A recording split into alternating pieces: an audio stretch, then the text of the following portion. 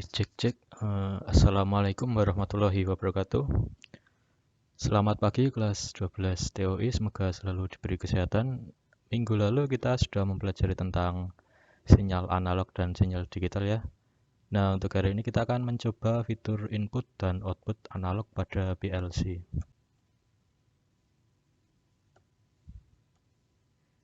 Nah, untuk PLC yang akan kita gunakan adalah Omron seri JP1E dengan tipe NA20. Untuk JP1E seri NA ini sudah tersedia built-in I/O analog sehingga tidak perlu menambah komponen eksternal. Nah, pada PLC tipe ini jumlah terminal input dan output analognya itu yang input analog tersedia 2 buah, sedangkan yang output analognya hanya ada 1 buah atau 1 channel.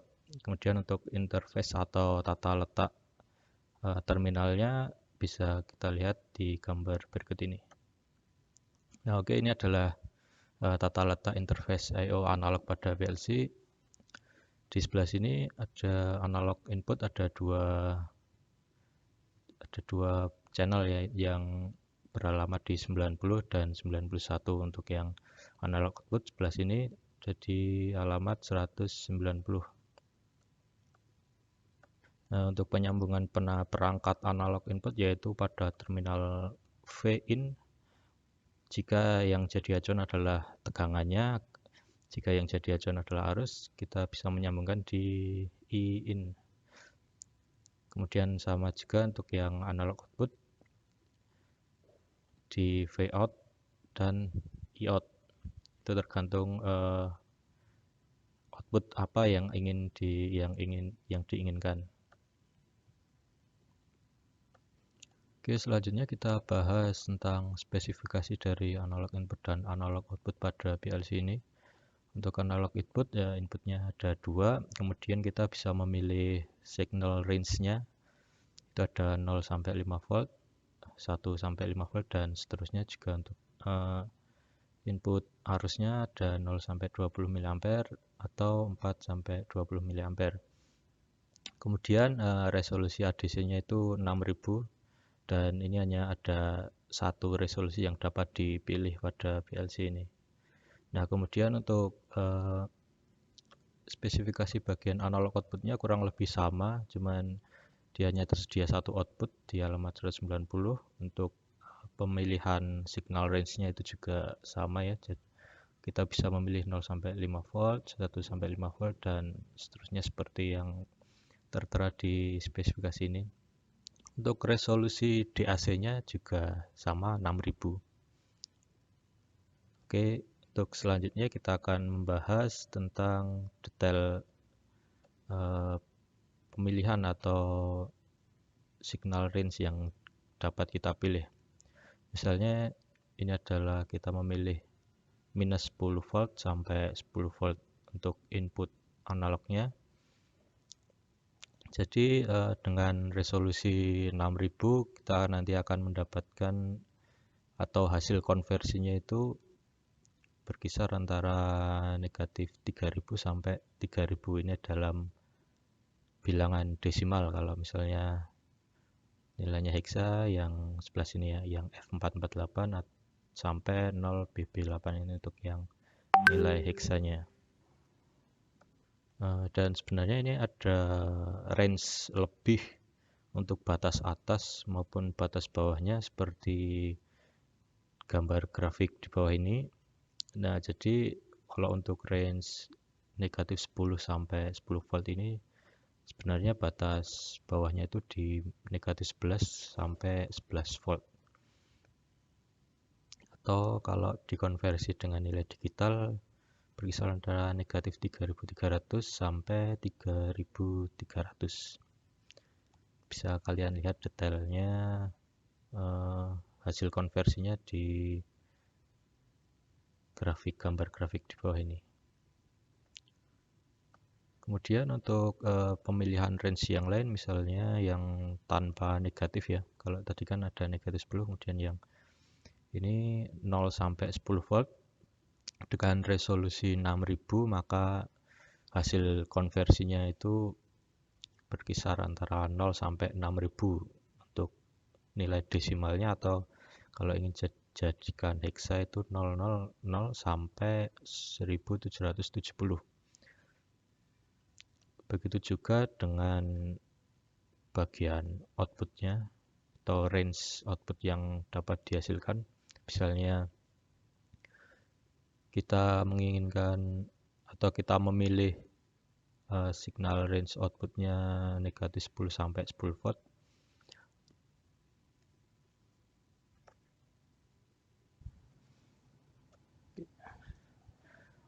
Oke, kali ini kita akan mencoba I/O analog dengan PLC-nya. Ini PLC-nya sudah saya siapkan. Sekarang kita mencoba menggunakan software JX Programmer. Kita bikin project baru. Kita pilih device PLC-nya CP1E, kemudian tipe CPU-nya yang NA ini ya. Dan klik OK.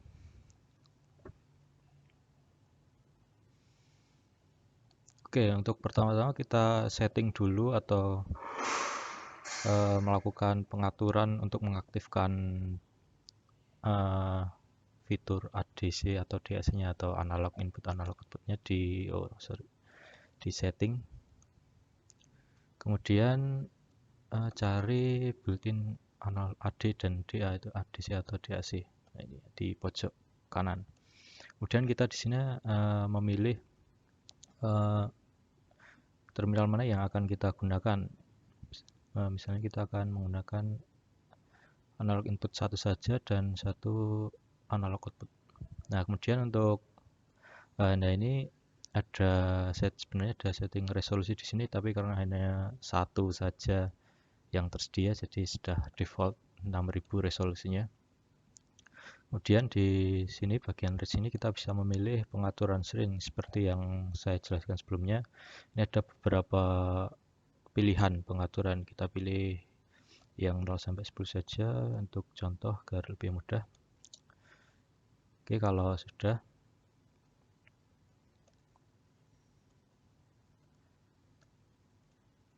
Oke, untuk yang pertama kita akan coba fitur yang analog output dahulu atau DAC-nya.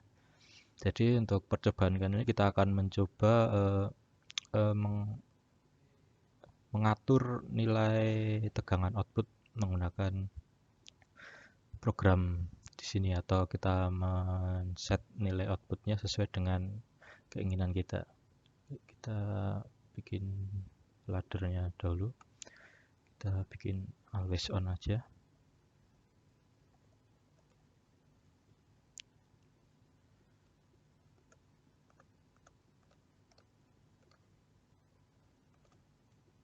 Nah, untuk mengatur nilai outputnya mau berapa volt, kita bisa menggunakan instruksi move. Nah, di sini mungkin jika belum familiar dengan instruksi ini, bisa dilihat di instruction help-nya. Di sini ada panduan untuk menggunakan instruksinya. Jadi intinya kita move ini adalah memindahkan nilai dari suatu tempat ke tempat yang lain, atau istilahnya memindahkan nilai dari suatu alamat satu atau ke alamat lainnya, atau dari nilai yang kita tentukan ke alamat yang dituju. Di sini ada dua parameter yang diisi, ada S dan D atau source-nya dan destination-nya atau nilai sumbernya, kemudian tujuannya. Ya, kita langsung coba aja. Oke, pertama kita misalnya akan memindah nilai dari alamat memori D10 ini ya ke terminal atau alamat analog outputnya. Jadi alamat outputnya itu kan 190 tadi. Kemudian nilainya itu disimpan di D10. Nah, kita akan mengatur nilainya itu lewat D10 ini. Dan kita klik OK. Nah, kemudian kita upload atau transfer ke PLC-nya.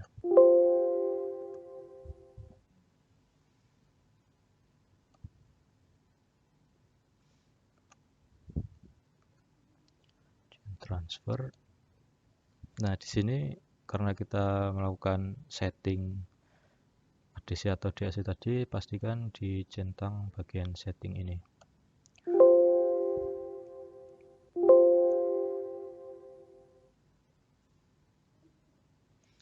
Oke, setelah selesai, nah ini udah selesai.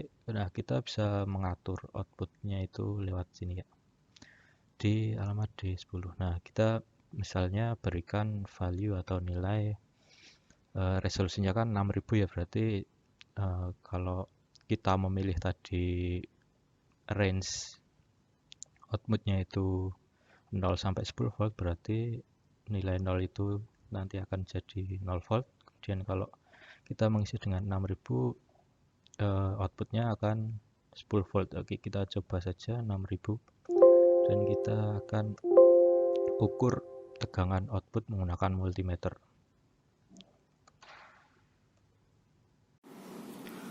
Oke, ini kita akan mengukur outputnya. Tadi kita sudah men-set nilai digitalnya ke 6000 ya, harusnya nanti hasilnya akan 10 volt. Kita ukurnya di Vout dan COM-nya.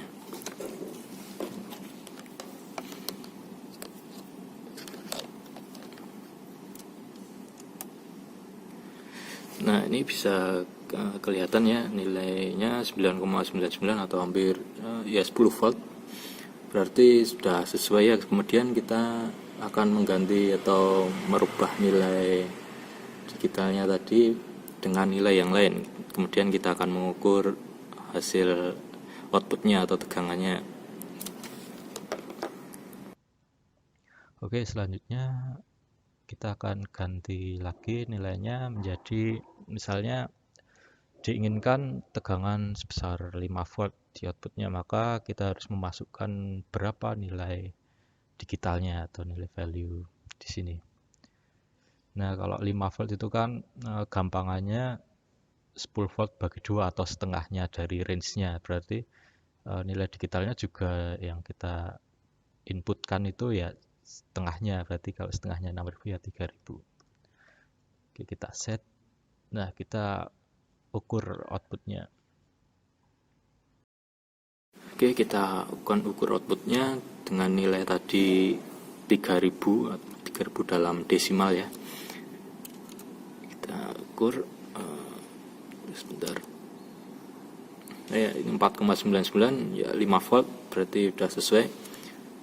Oke, untuk selanjutnya kita coba nilai yang lain. Oke, selanjutnya kita akan coba nilai atau output yang lain. Misalnya kita mainkan nilai 3 volt. Berarti kita dapat menghitungnya sama seperti latihan pada pertemuan sebelumnya. Kita pakai kalkulator aja biar cepat. Jadi yang diinginkan adalah 3 volt ya, maka berapa nilai digital yang kita harus inputkan. Kita bisa memakai persamaan yang kemarin.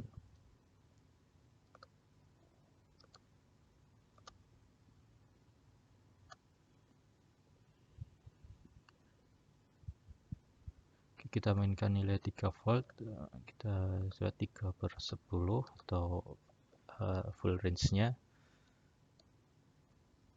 kemudian kita kalikan dengan range atau resolusi ADC-nya. Nah, ini sama seperti latihan sebelumnya, silahkan kalian baca lagi. Jadi kita harus menginputkan nilai 1800 untuk mendapatkan nilai tegangan 3 volt. Nanti kalau yang masih bingung bisa dibaca lagi untuk materi yang kemarin.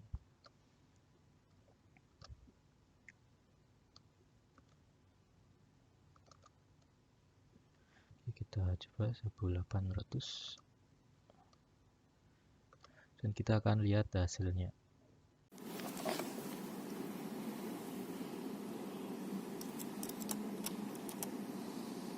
Nah, bisa kalian lihat, ini adalah hasilnya, outputnya 3 volt, berarti sudah sesuai. Oke, untuk selanjutnya kita akan mencoba bagian analog inputnya. Oke, untuk percobaan input analog kita akan mencoba menggunakan tegangan yang fix atau yang tidak berubah-ubah. Kita pakai dari ini ya, Arduino. Ini ada tegangan 5 volt dan 3,3. Nanti kita akan coba ukur atau kita masukkan ke analog inputnya, kemudian kita lihat hasil konversinya di JX programmernya. Oke, kita sambungkan sebentar. Oke, sudah saya hubungkan. Sekarang kita ukur dulu inputnya berapa volt.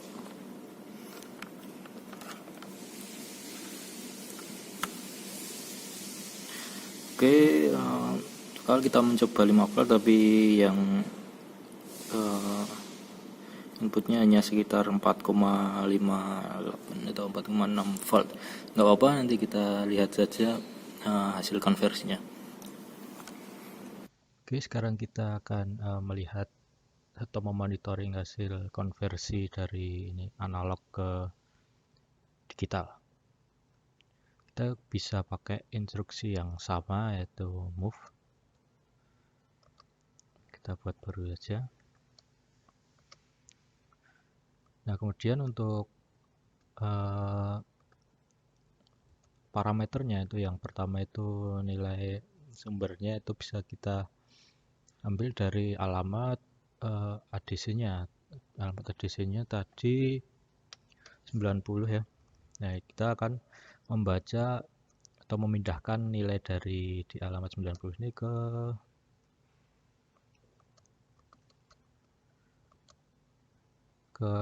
memori itu. Nanti kita bisa agar bisa kita monitor misalnya 0 ke memori 010 ya. Jadi kita memindahkan nilai hasil konversi analog to digital tadi di alamat 90 ke alamat memori D10. Oke. Udah kita transfer lagi karena tadi digunakan untuk program yang lain.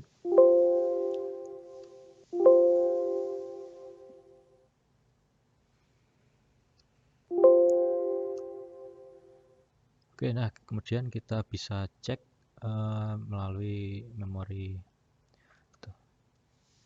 Kita aktifkan monitoringnya. Nah, tadi inputannya adalah 5 volt tapi hanya sekitar 4,5 ya. Kita lihat hasil dari konversinya tadi di alamat D10 ya. Nah, ini adalah hasil konversi ADC-nya. Ini masih dalam bentuk hexa, kita coba lihat di desimal agar lebih. Nah, ini ada nilai desimalnya adalah sekitar 2700. Nah, ini terus bergerak ya karena mungkin inputnya tidak stabil. Nah, tadi range-nya untuk settingan ADC kan 0 sampai 10 volt ya. Kemudian inputannya itu adalah sekitar 5 volt kurang. Nah, mungkin kalau 5 volt kan kalau dikonversi ke nilai digitalnya itu sekitar 3000 ya, kurang. Berarti ini sekitar 2700 ya. Ini udah mewakili. Oke, sekarang kita coba dengan input tegangan yang lain, misalnya 3,3 volt. Di sini sudah diatur dihubungkan ke 3,3 volt. Kita cek dulu tegangannya apakah 3,3. Oke, 3, ya hampir 3,3 ya. Hampir 3,3 volt. Kita nanti akan lihat nilai konversinya berapa.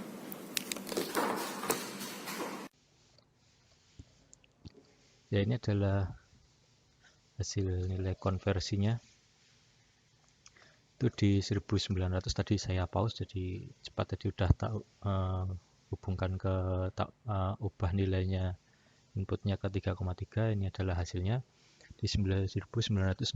Nah, nanti kalian coba cek sendiri dengan perhitungan yang kemarin apakah dengan input 3,3 itu hasilnya itu nilainya adalah 1969. Oke, mungkin sampai sini sudah paham ya. Nah, untuk kedepannya nanti inputnya kita coba dengan input misalnya sensor yang besarannya itu memang analog atau berubah-ubah, dan outputnya kita coba pakai seperti menyalakan atau meredupkan lampu biar kelihatan.